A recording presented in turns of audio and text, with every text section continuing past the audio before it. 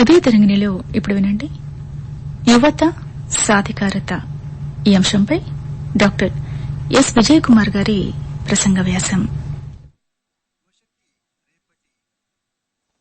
నేటి యువశక్తి రేపటి మన చోదక శక్తి.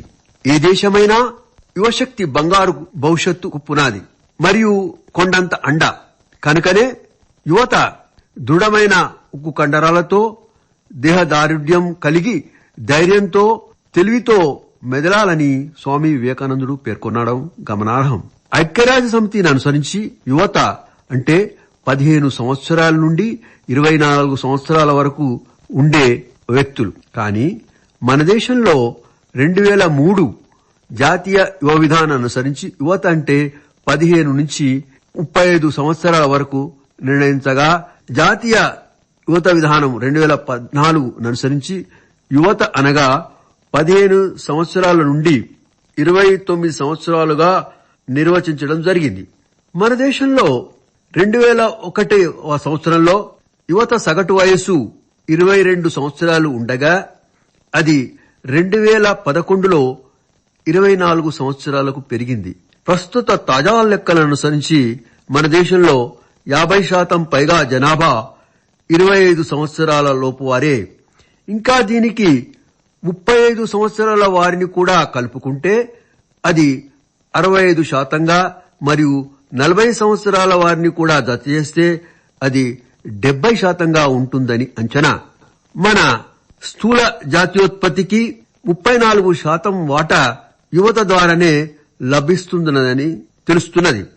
2020 సంవత్సరం నాటికి భారత యువత సగటు వయసు 29 సంవత్సరాలుగా, చైనాలో 37 సంవత్సరాలుగా, జపాన్లో 45 సంవత్సరాలుగా, అమెరికా మరియు పశ్చిమ యూరోప్లో 45 సంవత్సరాలుగా పేర్కొనడం జరిగింది. తాజా లెక్కలను బట్టి వివిధ దేశాలతో పోలిస్తే మన దేశంలోనే యువత 29 సంవత్సరాల సగటు పిన్న వయసులో ముందంజలో ఉందని తెలుస్తున్నది. ప్రస్తుతం మన దేశంలో జనాభా ప్రతిఫలాల దేశ నడుస్తోంది. ఒక దేశంలో ఉత్పాదక వర్గంలో ఎక్కువగా యువ జనాభా పెరుగుతూ, అనుత్పాదక వర్గంలో అంటే పిల్లలు మరియు వృద్ధులు తగ్గడం అని అంటారు. ఇది మన దేశంలో 1980లో మొదలైంది. ఇది 2040 వరకు కొనసాగే వీలుంది. డెమోగ్రాఫిక్ డివిడెండ్ అనే మాటను మొదట డేవిడ్ బ్లూమ్ అనే ప్రఖ్యాత అమెరికా జనాభా శాస్త్రవేత్త పేర్కొన్నారు. 1965-1990 మధ్యకాలంలో తూర్పు ఆసియా ప్రాంతంలో ఆయన చేపట్టిన పరిశోధనలు అనుసరించి పనిచేసే వర్గంలో యువ జనాభా పెరగడం ఆ ప్రాంతంలో ఎక్కువగా ఆర్థిక వృద్ధి రేటుకు దోహదపడిందని పేర్కొన్నారు. 2001 జనాభా లెక్కలను అనుసరించి మన దేశంలో దాదాపు 60% వరకు జనాభా పనిచేసే వర్గంలో ఉండగా, అది 2011 జనాభా లెక్కల్లో 63.4% పెరిగింది. అంటే పనిచేసే వర్గంలో 3.4% జనాభా పెరిగింది. ఇది ఒక శుభ పరిణామం. అయితే 2021లో కరోనా పరిస్థితుల కారణంగా జనాభా లెక్కలు చేపట్టలేదు. అంతర్జాతీయ శ్రామిక సంస్థను అనుసరించి 2020 సంవత్సరం వరకు మన దేశంలో 116 మిలియన్ల యువ జనాభా శ్రామికులు. ఇదే చైనాలో 2020 సంవత్సరంలో 94 మిలియన్ల శ్రామికులతో మనకన్నా వెనుకంజలో ఉందని అంచనా. ఇంకా 20 సంవత్సరాల్లో మన దేశంలో శ్రామిక జనాభా 32% పెరుగా, అదే పారిశ్రామిక దేశాల్లో 4%, చైనాలో 5% తగ్గగలదని పేర్కొనడం జరిగింది. అంతర్జాతీయ ద్రవ్యనిధి IMF 2011వ సంవత్సరంలో పేర్కొన్న దాన్ని అనుసరించి మన దేశంలో జనాభా ప్రతిఫలాల వల్ల రాబో 2 దశాబ్దాలలో ఏటా 2% చొప్పున స్థూల దేశీయోత్పత్తి అంటే GDP పెరగలదని తెలుస్తున్నది. ఇక యువత సాధికారత గురించి తెలుసుకుందాం. యువత మంచి నిర్ణయాలు తీసుకునే సామర్థ్యం కలిగి ఉండి వాటిని అమలు చేయడం ద్వారా వారి సొంత జీవితాల్లోనే కాక ఇతరులకు కూడా మార్గదర్శకాలుగా నిలిచి వారిని కూడా గొప్ప పనులు చేయమని ప్రోత్సహించడం ద్వారా సమాజంలో మంచి మార్పును తీసుకువచ్చే ప్రక్రియను యువత సాధికారికత అంటారు. ఇక ఇప్పుడు యువత సాధికారికత ఆవశ్యకత గురించి తెలుసుకుందాం. సామాజిక బాధ్యతను యువతలో పెంపొందడం కోసం, జాతీయ సమైక్యత భావాన్ని యువతలో పెంచడం కొరకు, జాతీయ అంతర్జాతీయ సమకాలీన పరిస్థితుల గురించి అవగాహన కల్పించడం కోసం, యువతలో నాయకత్వ లక్షణాలను పెంపొందించడానికి కోసం, యువతలో సృజనాత్మకతను మరియు పరిశోధన జ్ఞానాన్ని పెంపొందించడానికి, నైపుణ్యాలను పెంపొందించడం కోసం మొదలైనవి. ఇక ఇప్పుడు యువత సాధికారిత ప్రయోజనాల గురించి తెలుసుకుందాం. ఆత్మవిశ్వాసాన్ని మరియు సొంత గుర్తింపుకు దోహదపడుతుంది. తమ సొంత నైపుణ్యాలను, తెలివితేటలను గరిష్ట స్థాయిలో వినియోగించుకోవడానికి ధైర్యం అలవాడుతుంది. యువతలో బాధ్యతను పెంచుతుంది. భవిష్యత్తులో ఎదురయ్యే సవాళ్లను ధైర్యంగా ఎదుర్కొనే శక్తి అబ్బుతుంది. యువతలో అజ్ఞానం అంటే ఇగ్నోరెన్స్ తగ్గుతుంది. యువతలో ఉద్యమిత్వ లక్షణాలు అంటే ఎంటర్‌ప్రెన్యూర్ స్కిల్స్ పెరిగి వాళ్లు తమ సొంత కాళ్లపై నిలబడి ఇంకా కొంతమందికి ఉపాధి కల్పించడానికి గాను ప్రభుత్వ సాయంతో చిన్న చిన్న పరిశ్రమలు అంటే స్టార్ట్అప్స్ ను స్థాపించగలుగుతారు. ఇక పేదరిక నిర్మూలన. నేడు చాలా మంది యువతలో తమ తమ వృత్తులకు సంబంధించిన తగిన నైపుణ్యాలు లేకపోవడం వల్ల వారు నిరుద్యోగులుగా మిగులుతున్నారు.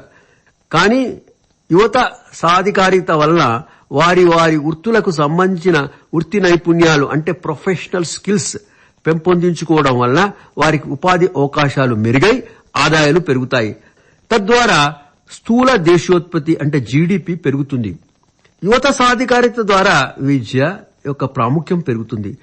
అంతేకాక ఇంకా నేరాలు తగ్గుతాయి. నిరుద్యోగం యువతను పెడతోవ పట్టిస్తుంది. కానీ యువ సాధికారిత వలన వారికి ఉపాధి అవకాశాలు పెరిగి వారిలో నేర ప్రవృత్తి తగ్గుతుంది. ప్రతి ఆర్థిక వ్యవస్థ అభివృద్ధి పథంలో పయనించాలంటే యువత పాత్ర కీలకం. సుడిగాలి దిశనైనా మార్చగల శక్తి ఒక యువతకే ఉంది. నేటి సమాజంలో ఉన్న అవినీతి, అవిద్య, పేదరికం, తీవ్రవాదాన్ని తరిమికొట్టగల శక్తి ఒక యువతకే ఉందనడంలో ఏమాత్రం సందేహం లేదు. వారు ధైర్యంతో జీవితంలో ఎదురయ్యే సవాళ్లను ఎదుర్కోవాలి. బలమే జీవనం, బలహీనతే మరణం అనే వివేకానందుని సూక్తిని మర్చిపోకుండా పలువురికి స్ఫూర్తిదాతలు కావాలి. ఒకవేళ జీవితంలో ఓటమి సంభవిస్తే కృంగిపోకుండా పడిలేచే కెరటంలా మరల ధైర్యాన్ని కూడా తీసుకుని ముందుకు సాగాలి. జాతీయంగా అంతర్జాతీయంగా ఉన్న సమకాలీన పరిస్థితులను సరిగా అర్థం చేసుకుని దానికి తగ్గట్టుగా వారు తమను తాము తీర్చిదిద్దుకోవాలి. అనాలోచితంగా ఏ పని చేయవద్దు. చిత్తశుద్ధి, ఓర్పు, పట్టుదల ఈ మూడు కార్యసిద్ధికై ఆవశ్యకాలు. కాబట్టి వీటిని యువత అలవర్చుకోవాలి. యువత వారి భవిష్యత్తుకు వారే విధాత అని గ్రహించాలి. వారి జీవితాలను వారే చక్కదిద్దుకోవడం ద్వారా సామాజిక అభివృద్ధి, దేశాభివృద్ధికి సహాయపడాలి.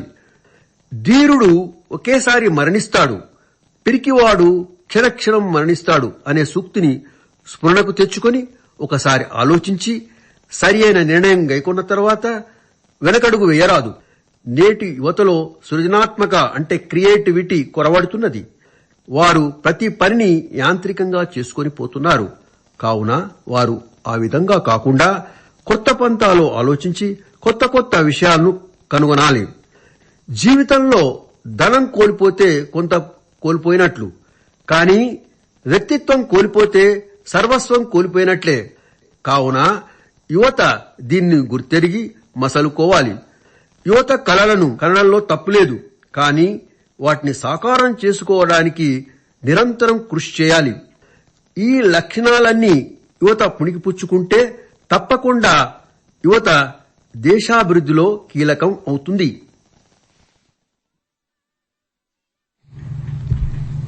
ఇంతవరకు యువత సాధికారత అనే అంశంపై డాక్టర్ ఎస్ విజయ్ కుమార్ గారి ప్రసంగం విన్నారు. ఇప్పుడు ఓ పాట విందాం.